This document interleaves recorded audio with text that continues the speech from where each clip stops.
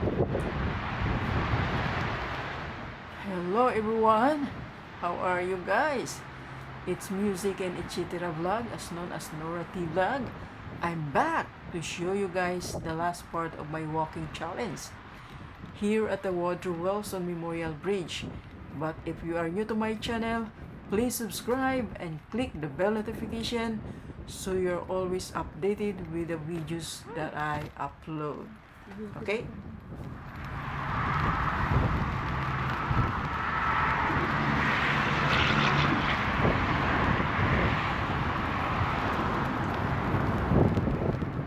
Guys, itong pinakahuling parte ng aking paglalakad or walking challenge. Galing dito sa roundabout at papunta dun sa finish line MGM ay nasa 30 minutes pa na lakad. Dahil sa mahaba pa ang 30 minutes, ay shortcut ko na to. Nag-cut ako dito para maging 15 minutes na lang. Kasi nakaka na guys, na sobrang haba na ang video na to. Kasi yung part 1 ay 30 minutes yun guys. Talagang sinow up ko lang, pinakita ko lang sa inyo kung paano ko nakuha na straight ilakad yung 30 minutes. Papunta dun sa gitna ng tulay. So ulitin ko, ito ay may cut na, ginawa ko na lang 15 minutes. Okay?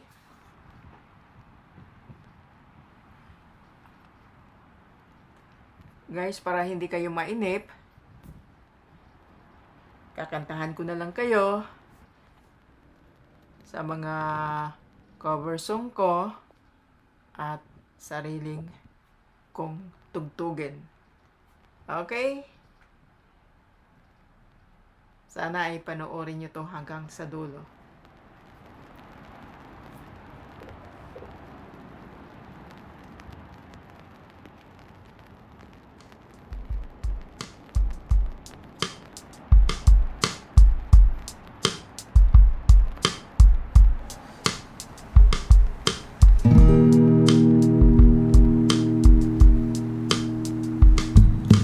Kay tagal din nating di nakita, ako'y nasasabik na sa'yo.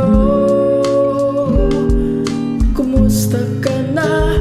Nalulungkot ka rin ba? Sana'y kapiling kita.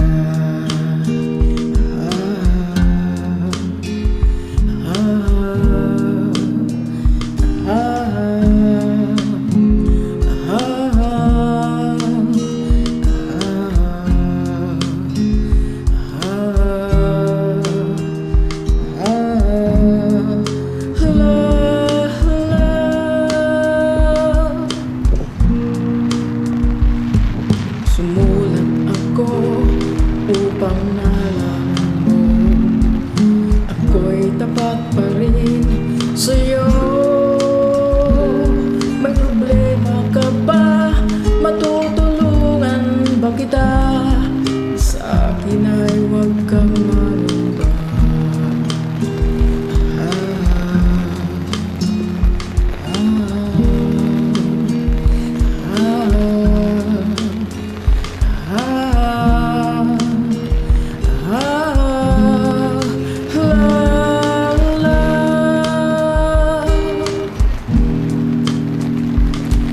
Tandaan mo na lang ang sasabihin ko sa'yo.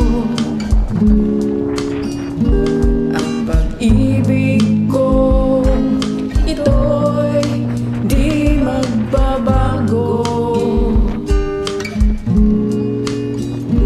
Kahit malayo ka sa piling ko,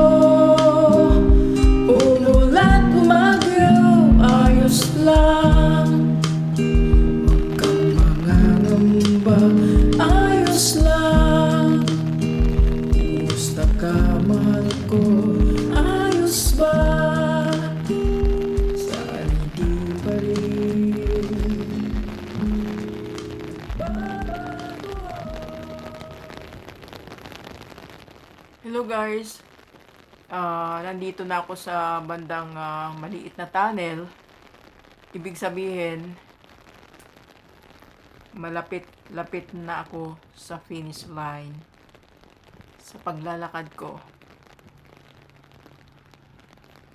Kaya samahan nyo pa rin ako hanggang sa dulo guys.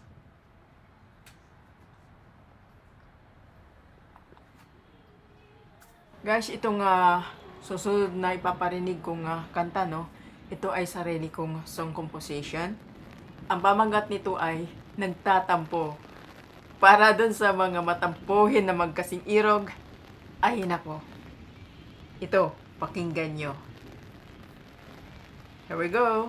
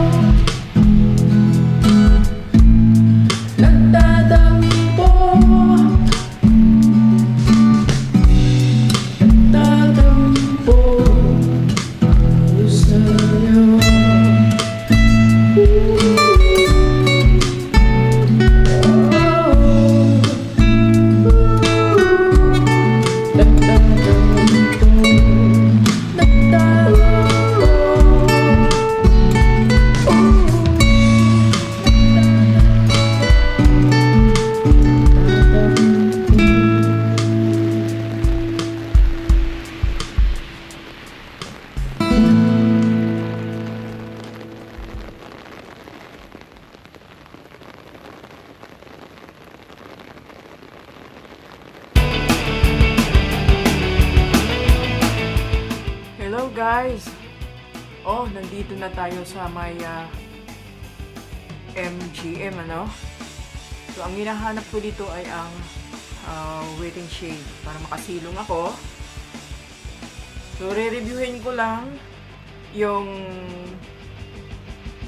sa part 1 Mula doon sa entrance hanggang doon sa gitna ay naglakad ako ng 25 minutes, guys. Tapos, mula naman doon sa gitna ng tulay, papunta doon sa roundabout, ay naglakad ako ng 13 minutes and 45 seconds.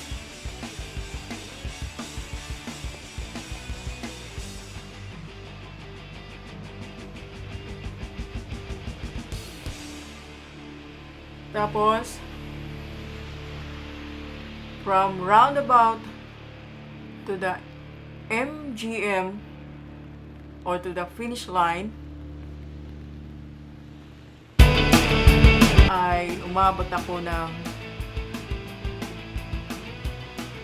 30 minutes, pero nag-cut ako ng video kasi mahaba na masyado. Tulad ng sinabi ko, ginawa ko na lang 15 minutes. Kaya tingnan nyo sa screen kung nakailang oras ba ako, nakailang minuto ba ako ng lakad.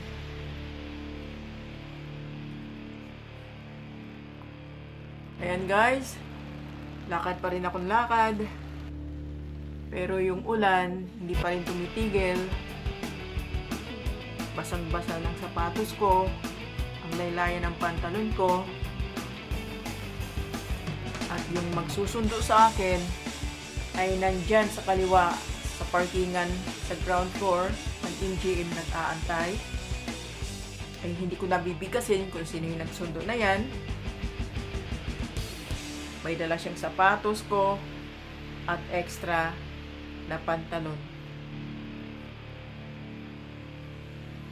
Kaya kunting lakad pa guys, kunting lakad pa. Malapit-lapit na. Habang naglalakad ako papunta dun sa waiting shed na yon, ay magpapasalamat ako sa lahat ng mga bagong subscribers, mga channel members ko na hanggang ngayon naka-steady pa rin sila.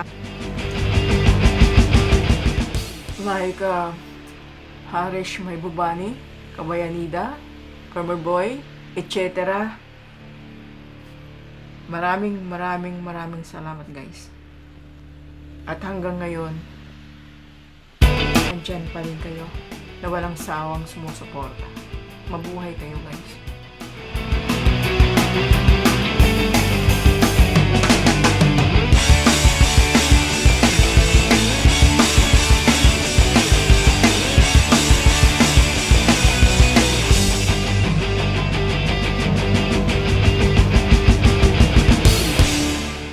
Maraming salamat at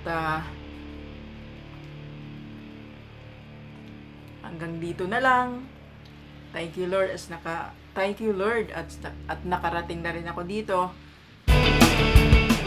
at natupad ko ang aking walking challenge ng matiwasay. Nakapag-exercise pa ako. Maganda sa pakiramdam. Kahit medyo hindi maganda ang panahon, at least nagawa ko yung ginawa kong challenge. Ako guys ay nagpapalit na ng jacket dyan. At ang nagsusundo sa akin ay nag-aantay na doon. Bali, tatawid na lang ako, hindi ko na ipapakita sa inyo guys. Kasi itong nagsundo na to ay napaka-pribadong tao. Ito ay hindi natin pwedeng isali sa video.